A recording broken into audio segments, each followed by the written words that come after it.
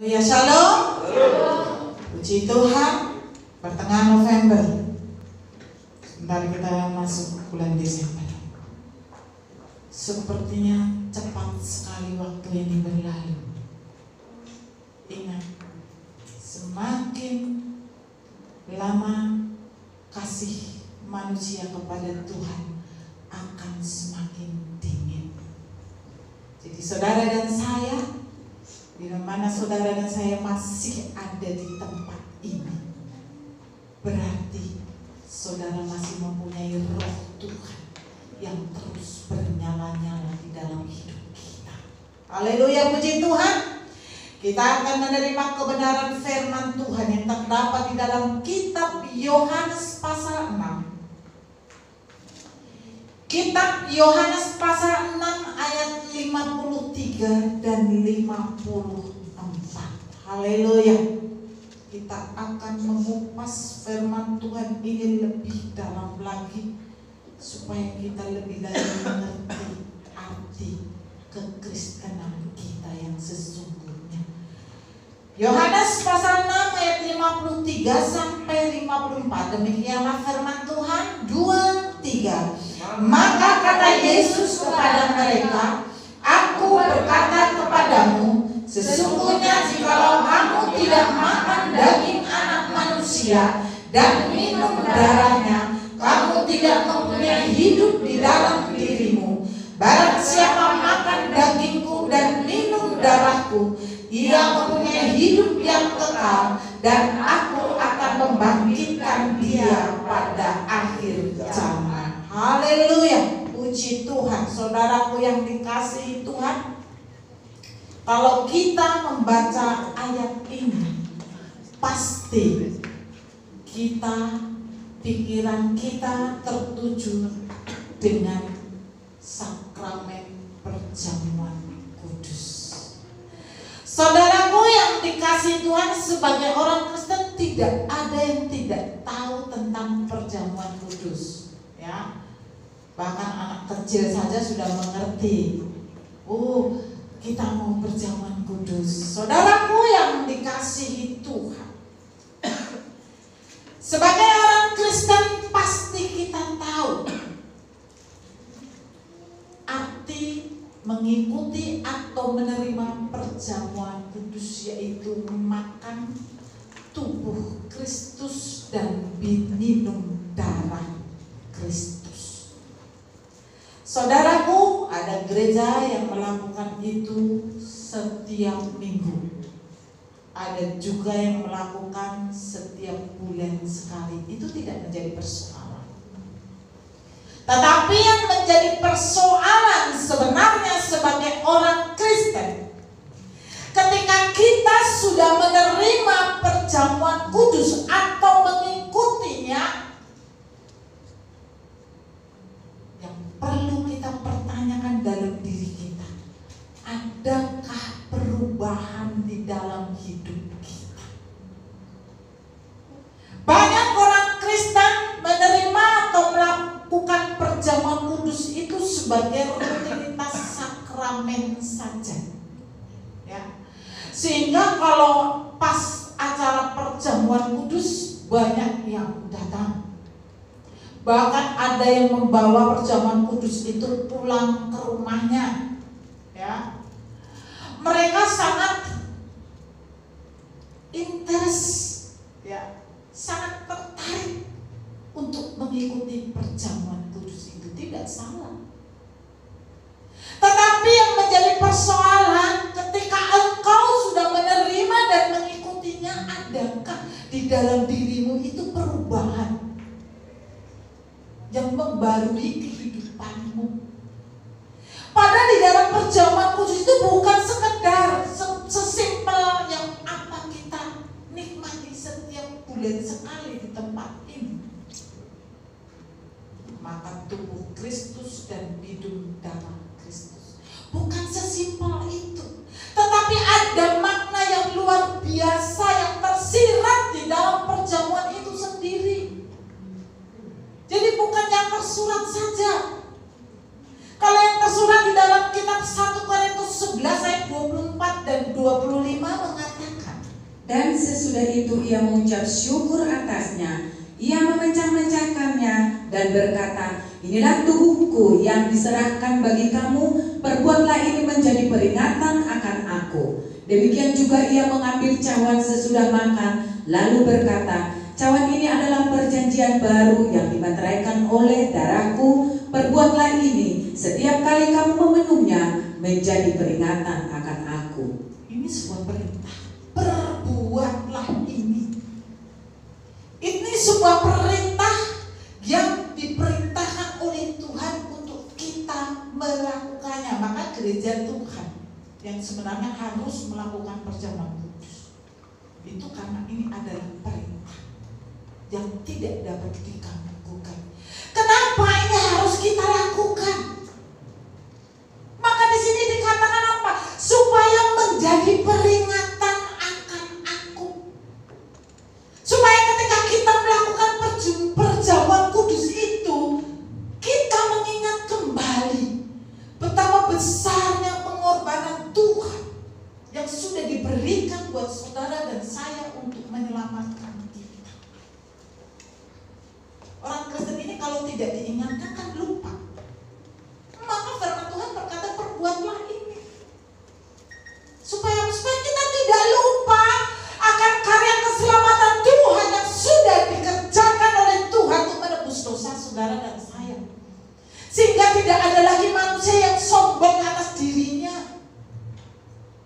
Sehingga tidak ada manusia lagi yang berkata tidak perlu Tuhan. Kita semua hidup ini karena semata-mata anugerah yang diberikan Tuhan kepada setiap kita. Jadi hidupmu itu bukan milikmu sendiri. Tapi hidup kita ini sudah 100% adalah milik Tuhan. Itulah yang harus diingat oleh Tuhan kepada kita supaya kita menyadarinya bahwa kita hidup bukan milik kita, hidup kita ini. Makanya firman Tuhan berkata perbuatlah ini supaya menjadi peringatan, supaya kita diingatkan bahwa ternyata hidup kita ini itu semata-mata oleh karena kemurahan Tuhan.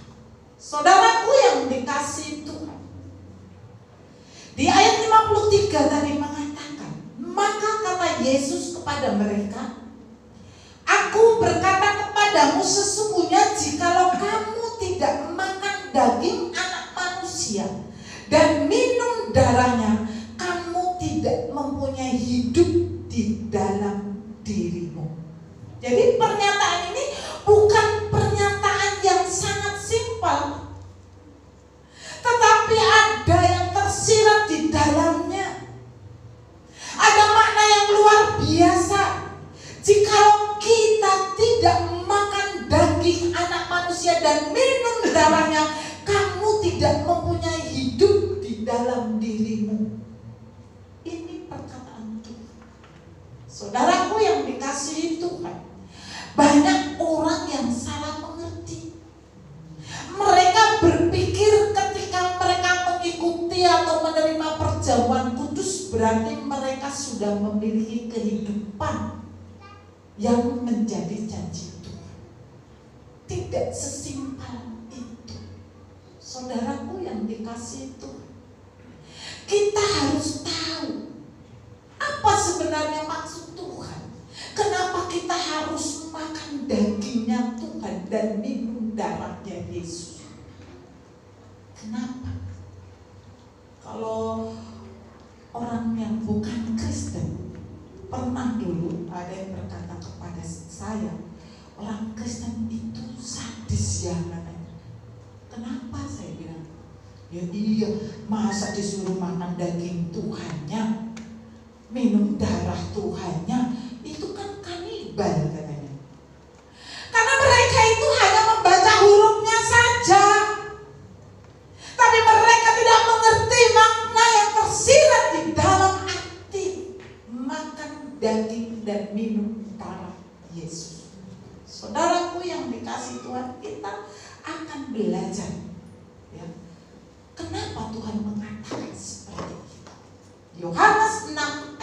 51. Akulah roti hidup yang telah turun dari surga. Jikalau seorang makan dari roti ini, ia akan hidup selama-lamanya. Dan roti yang kuberikan itu ialah dagingku yang akan kuberikan untuk hidup dunia. Amin. Di dalam kitab Yohanes ini mengatakan bahwa akulah roti hidup yang telah turun dari surga. Mungkin kalau kita berbicara tentang roti dari surga, mana juga roti dari surga ya, bahkan ada yang mengatakan itu roti malaikat. Tetapi yang makan nenek moyang kita bangsa Israel yang memakannya mati juga. Tetapi di sini dikatakan akulah roti hidup, jadi bukannya sekedar roti yang datang dari surga, tetapi roti hidup, yaitu Yesus Kristus sendiri. Dan firman-Nya berkata, dan roti yang kuberikan itu ialah dagingku. Dan jika seorang makan dari roti ini, ia akan hidup selama-lamanya. Jadi kalau kita melihat ayat ini, seolah-olah kita harus makan Tuhan, ya kan? Kalau lihat ayat ini kan, seolah-olah kita harus makan Tuhan. Saudaraku, kalau kita baca ayat ini, memang kita harus menikmati Tuhan.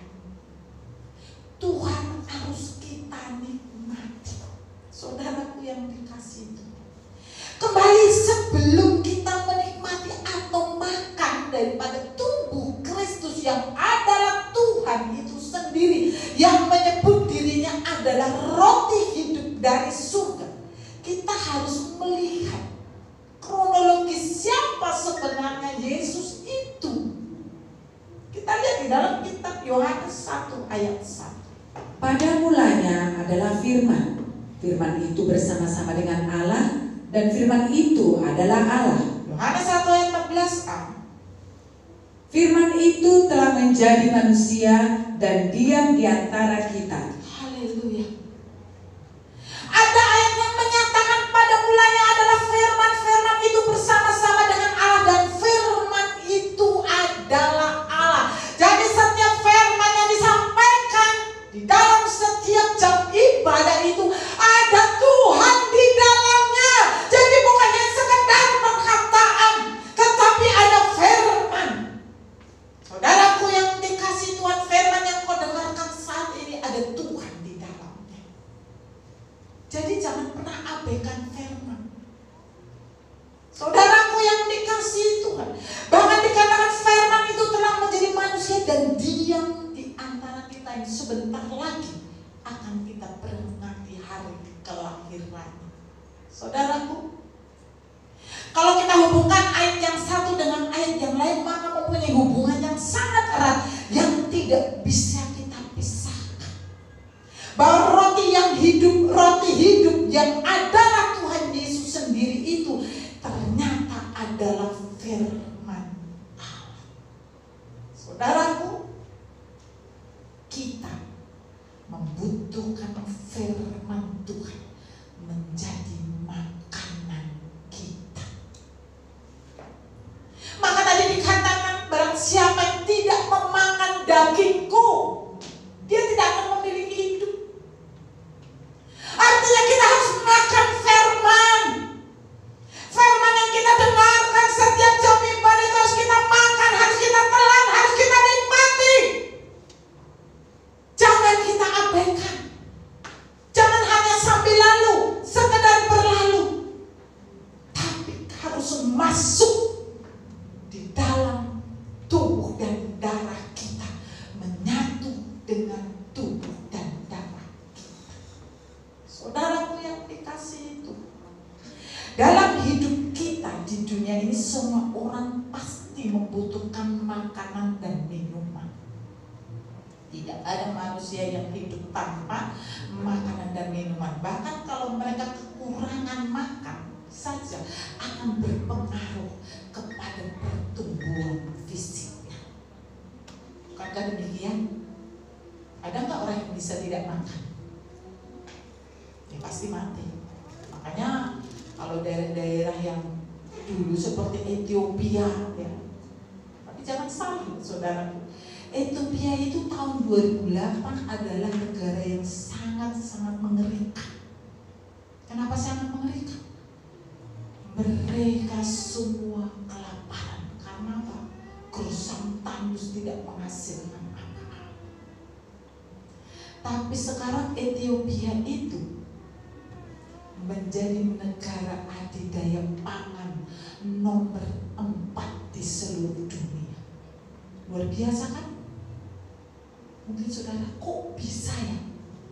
Kenapa? Karena mereka mengundang bangsa Israel. Mengundang bangsa Israel masuk ke negaranya.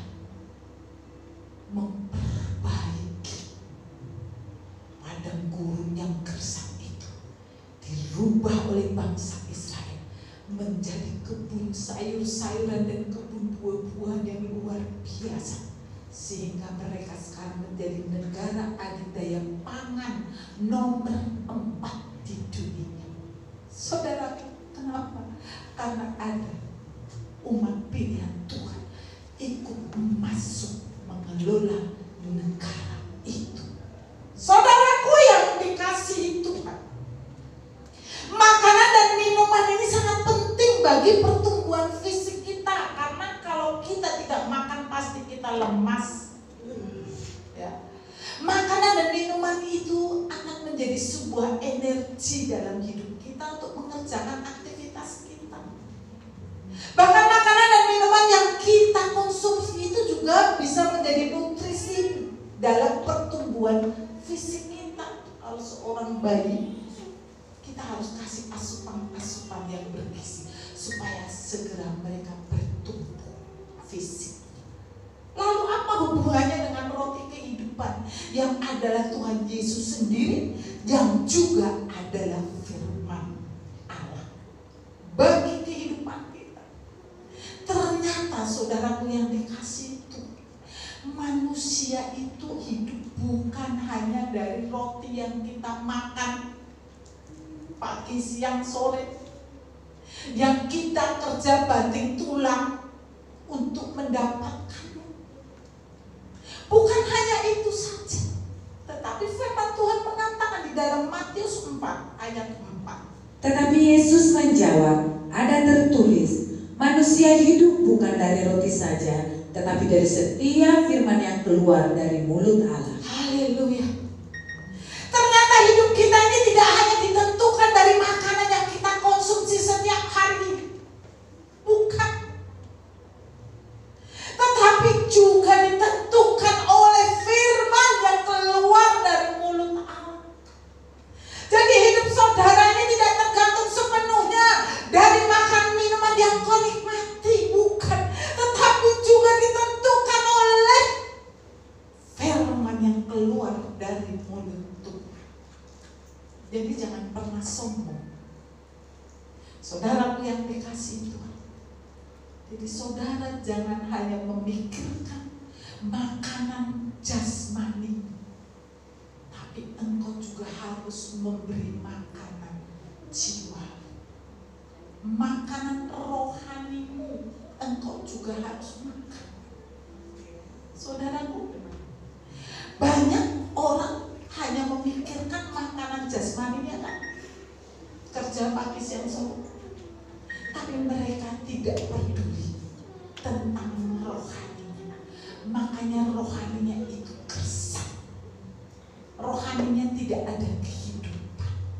Padahal rohani ini tuh, saudara yang dikasih Tuhan, bukan hanya menjamin mendapatkan kehidupan kekal, bukan hanya itu, tetapi juga ada jaminan dalam kehidupan kita di dunia ini. Ada jaminan Tuhan ketika engkau mau hidup di dalam setiap firman yang keluar dari mulut Tuhan. Saudaraku yang dikasihi Tuhan, jadi firman itu sangat penting dalam hidup kita, menjadi makanan kita. Jadi jangan pikir hanya nasi, lauk pauk, 4 sehat 5 sempurna yang kau butuhkan. Bukan hanya itu, tetapi Tapi setiap firman yang keluar dari setiap pengajaran Tuhan, itu kita perlukan dalam hidup kita. Saudaraku yang dikasihi Tuhan, ada yang berkata, kadang-kadang saya kalau membaca-baca atau ini, mereka berkata, aku sudah membaca Alkitab dari kitab Kejadian sampai Wahyu sudah 5 kali. Luar biasa, itu tidak mudah loh. Oh, aku setiap saat mendengar khotbah dari online. Bagus. Terus. Tetapi ingat satu hal, bukan itu tujuan kita. Bukan hanya sekedar membaca kitab Kejadian dari kitab Wahyu. Bukan hanya sekedar mendengar khotbah.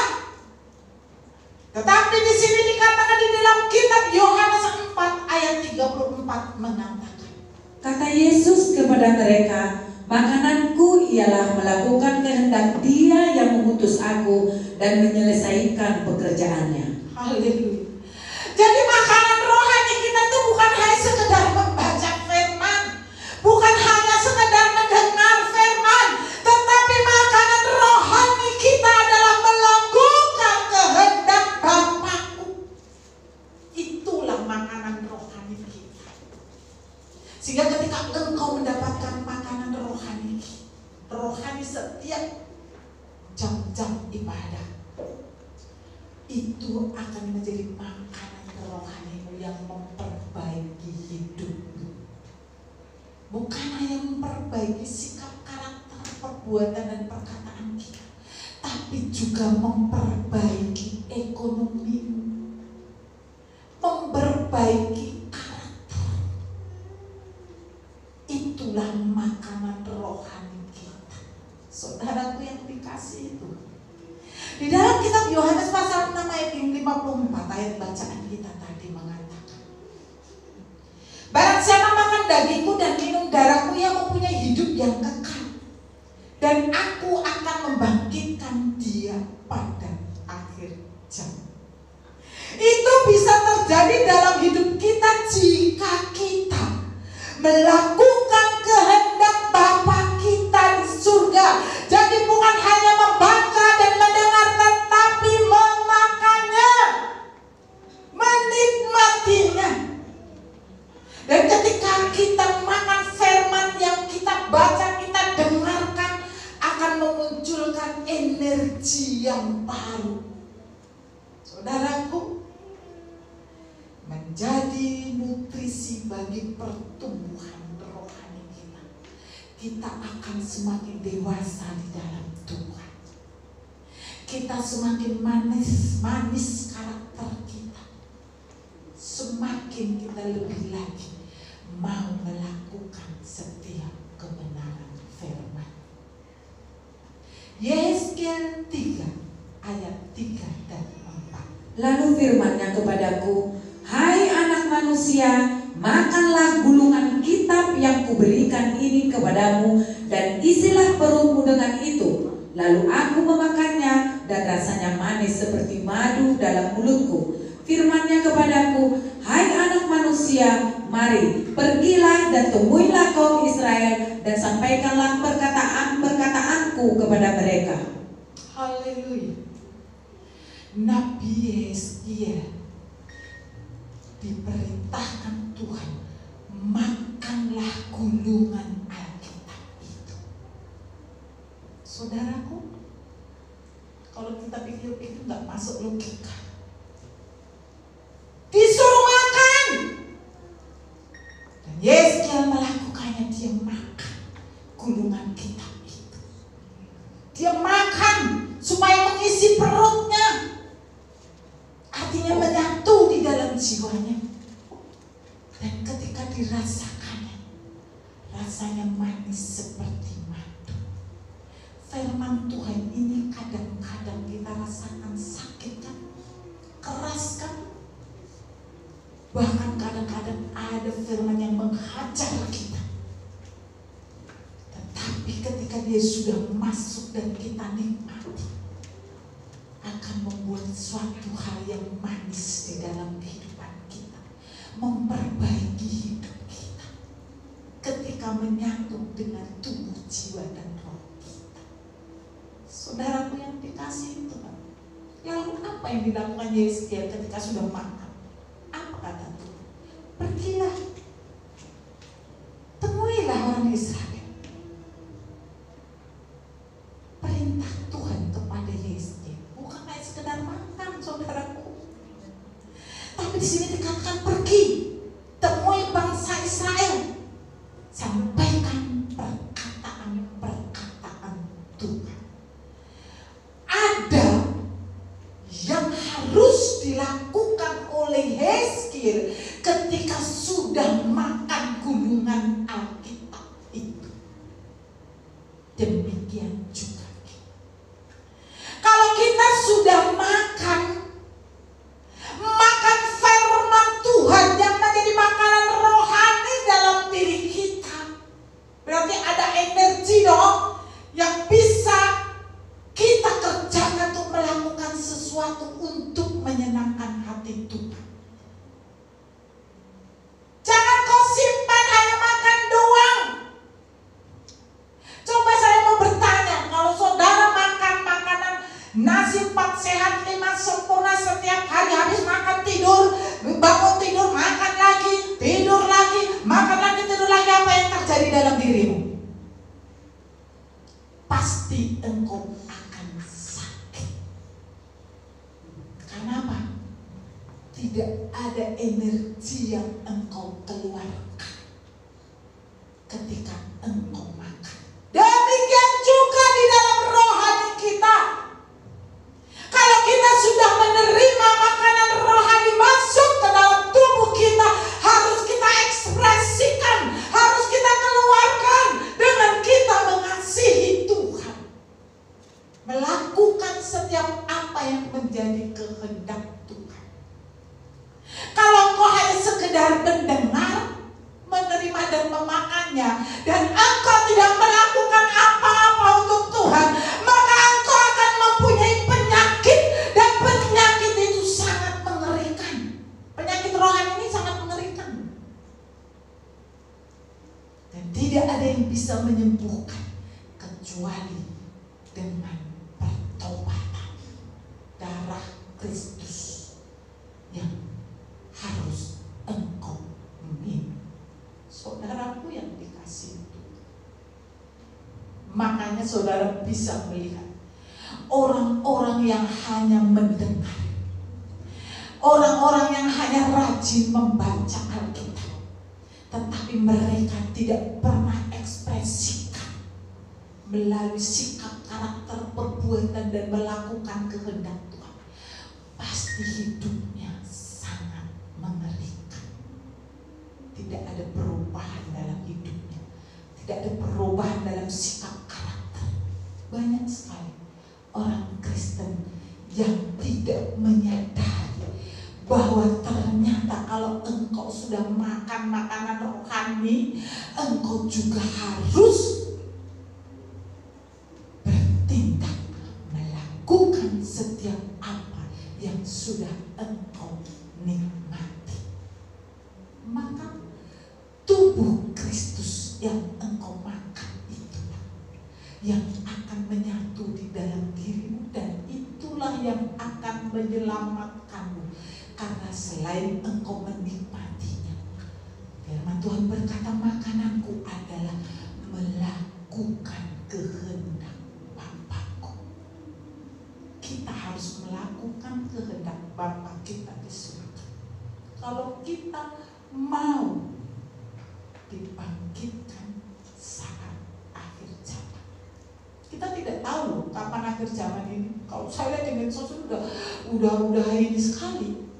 Mereka sudah berkata bahwa kita ini sekarang sedang di penghujung. Saudaraku, apa yang kau berkata? Hartamu tidak akan menyelamatkan. Kedudukan tidak ada yang menyelamatkan. Tetapi tubuh dan darah Kristus yang menyatu di dalam dirimu, yang kau ekspresikan dengan engkau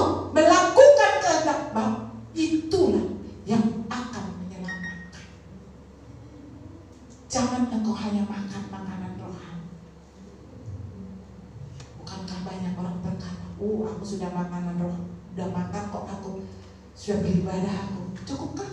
Tidak. Engkau harus melakukan kehendak Bapa-Ku. Itulah makanan kita. Maka kenapa firman Tuhan mengatakan, barang siapa yang memakan dagingku dan meminum darahku, dia akan memperoleh hidup yang kekal. Saudaraku, kalau kita hanya makan, saya ulangi sekali lagi, dan tidak ada pergerakan kita, tidak ada aktivitas kita untuk melakukan kehendak Bapa kita, maka pasti ada penyakit dalam hidup. Banyak saya lihat orang Kristen ini gak peduli dengan Tuhan. Mereka hanya peduli dengan makanan jasmaninya. Mereka berpikir, oh sudah kok, aku sudah mendengarkan firman secara online, aku sudah membaca Alkitab. Itu tidak cukup. Tetapi engkau juga harus menjadi pelaku kebenaran. Karena kalau penyakit rohanimu sudah parah, itu juga akan mengakibatkan penyakit dalam kehidupan jasmani. Mungkin ekonomi, mungkin fisik, atau mungkin penyakit di dalam keluarga atau rumah tangga. Untuk itu kita perlukan darah Yesus yang menyucikan kita. Darah Kristus yang sudah tercurah, yang adalah darah perjanjian, di mana darah itulah yang akan menyembuhkan saudara dan saya. Tidak ada kata terlambat ketika engkau mengambil keputusan untuk menjadi orang yang melakukan kehendak Bapa kita di surga. Tidak ada kata terlambat. Tuhan tidak pernah memandang umur kapan engkau bertobat, tetapi ingatlah, jangan pernah sia-siakan waktu yang masih ada, yang masih diberikan kepada kita.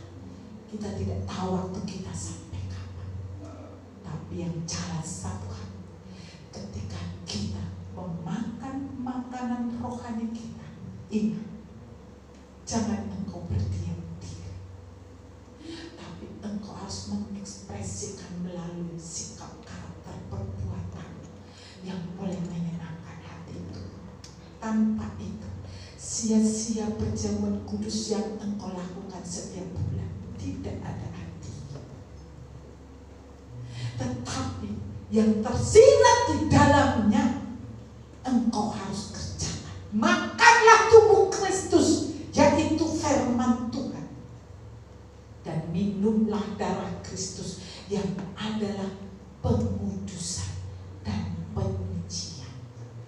Saudaraku, saat siang hari ini, saya rindu kita yang semua yang mendengarkan firman Tuhan saat ini, ingatlah, ada tugas dan tanggung jawabmu sebagai orang yang percaya kepada Tuhan. Bukan hanya sekedar mengikuti perjamuan kudus setiap bulan atau setiap minggu. Bukan hanya sekedar mendengar atau membaca firman Tuhan. Tetapi ada tugas, yaitu makanlah tubuh Kristus, yaitu firman itu sendiri. Dan minumlah darah Kristus yang adalah penyucian bagi hidupmu setiap hari. Karena tidak ada pengampunan dan penyucian di luar dari darah Kristus